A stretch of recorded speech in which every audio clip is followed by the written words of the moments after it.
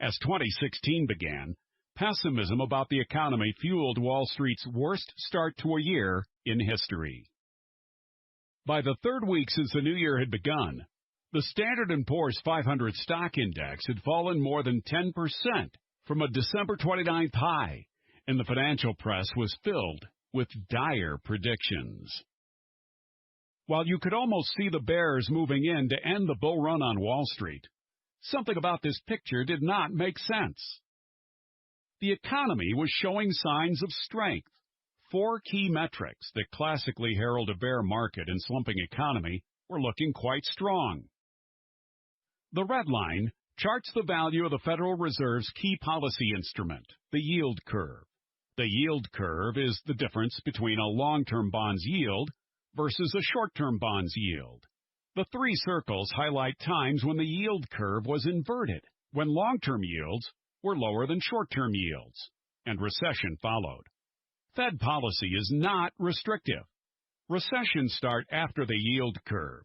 The difference between short-term and long-term rates is inverted. The chart below shows the last three recessions since July 1983, areas shaded in gray, did not begin until the Federal Reserve inverted the yield curve. Before each recession, the Fed pushed short-term rates higher than long-term rates, leading the way toward recession. The yield curve's value in mid-January 2016 is nowhere near inversion. While past performance is not a guarantee of future results, it's reasonable to believe that we are years away from the yield curve becoming inverted. Another key metric is shown in the blue line in this chart. It measures the performance of the 10 best forward-looking economic indicators of the U.S. economy. Look at how the blue line of leading economic indicators starts plunging before a recession begins. In 2000, the blue line plunged month after month before a recession began in 2001. And in 2007, it's the same thing. The blue, representing the LEIs, dropped for months in 2006 and 2007 before the onset of the Great Recession in 2008. Historically, when the LEI turns over like that, it portends a drop in stocks as well as a recession. The LEI data released on December 17th did not turn down.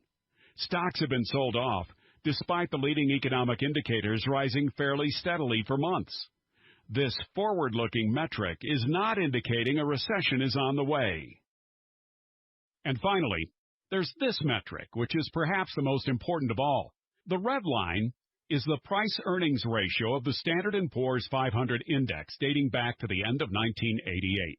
The black line shows the price of the S&P 500 in the same time period. Earnings, the red line, drives stock prices, and when stocks are fairly priced, the black line and the red line are close together. In the tech stock crash and bear market in the turning of the millennium, the gap opened between earnings and the price of the S&P 500. There was no such valuation gap in January 2016. In fact, if earnings come as expected, the red line will pull the black line higher. No one can predict what will happen.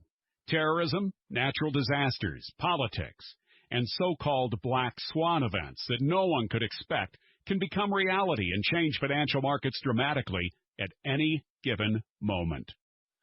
That's always been true, although it seems harder than ever to believe. Over long periods of time, however, we know humans make progress.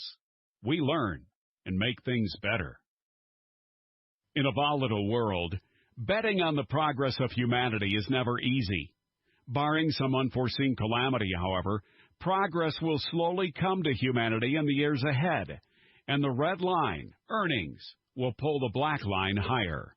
There's a lot of uncertainty and emotion that could pull the market down further. But try to keep these economic fundamentals in perspective.